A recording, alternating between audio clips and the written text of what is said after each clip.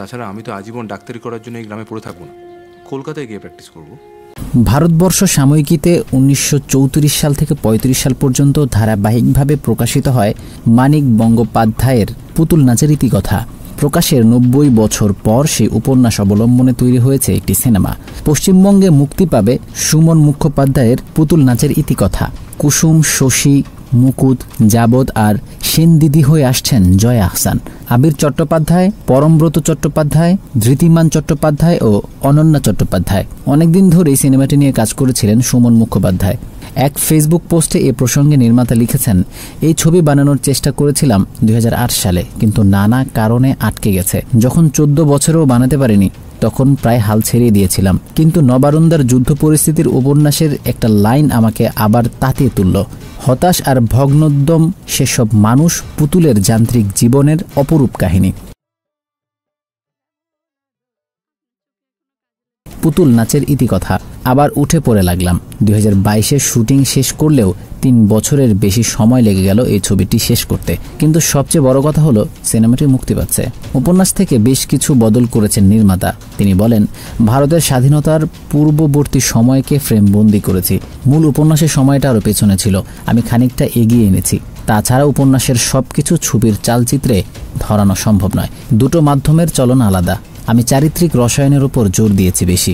গত সপ্তাহে মুক্তি পাওয়া সিনেমার ট্রেলারের শুরুতেই দেখা যায় ধূপ দুরন্ত শহরের জীবনের হাতছানি এড়িয়ে গ্রামে ডাক্তারি করার আক্ষেপ কুরে কুরে খায় শশীকে। শুধু তাই নয়, তার মনের মধ্যে রয়েছে গ্রামের বাইরে গিয়ে চিকিৎসা করার ইচ্ছা।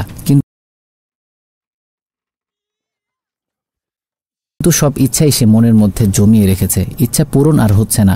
গ্রামের ঘেরাটোপে জীবনের একঘেয়েমি কাটিয়ে উঠতে চায় শশী। এরপর তার জীবনে আসে জয়া। নির্মাতা সিনেমাটি নিয়ে আরও বলেন, উপন্যাস নিয়ে কথা অনেকেই বলেছেন, অনেক কিছু লিখেছেনও।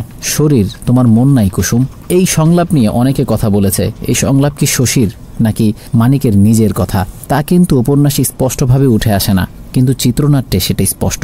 কুসুম চরিত্রটি নিয়ে আনন্দবাজার পত্রিকাকে জয়া আহসান বলেন, বারবার নারীকে কামনা ও বাসনার বস্তু হিসেবে তুলে ধরা হয়েছে, কিন্তু কুসুমেরও নিজের কামনা বাসনা রয়েছে যা সে লুকায় না। কুসুম একটি খোলা বইয়ের মতো। কুসুমের মন, শরীর ও আত্মা সব একই রকম। এখানেই শশীর সঙ্গে তার পার্থক্য। কুসুম কিন্তু শশীর চরিত্রকে চ্যালেঞ্জ করার ক্ষমতা রাখে। সে এতটাই খোলা মনের, সতেজ একটি চরিত্র। অনেক আগে শুটিং করলেও কুসুম এমন একটি চরিত্র যা তার ভেতরে এখনও রয়ে গেছে। পর্দার শশী বলেন, কুসুমের মধ্যে কোনো জড়তা নেই। আমাদের সবার মধ্যে একটা লক্ষণ রেখা থাকে, এটা কুসুমের মধ্যে নেই বললেই চলে। এটা আধুনিক। আমি নিজেও কুসুমের মতো হতে পারবো না। এই গ্রাম বাংলার বাউলদের কথা যদি বলা যায়, তাদের দেহ, মন, আত্মা সব মিলেমিশে একাকার হয়ে গেছে। শশী একদিকে যুক্তিবাদী, বিজ্ঞানে বিশ্বাসী, অন্যদিকে তার মধ্যে দ্বন্দ্ব রয়েছে। দ্বিধা আর সিদ্ধান্তহীনতায় ভোগে সে। তাই এই চরিত্র নিয়ে চিন্তায় ছিলেন অভিনেতা। আবিরের কথায়, বাঙালিদের মধ্যে এক ধরনের সিদ্ধান্তহীনতা রয়েছে। এই একই বৈশিষ্ট্য শশীর মধ্যেও রয়েছে। তবে আমি ভাগ্যবান এমন একটি চরিত্র করতে পেরে। ছবির আরেক অভিনেতা পরমব্রত জানান, স্রেফ একটি দৃশ্যের জন্যই সিনেমাটিতে কাজ করতে রাজি হয়েছি। ছবিটিতে পালাগানের একটি দৃশ্য আছে। পর্দায় হলেও যাত্রাপালার অংশ হওয়ার লোভ সামলাতে পারিনি।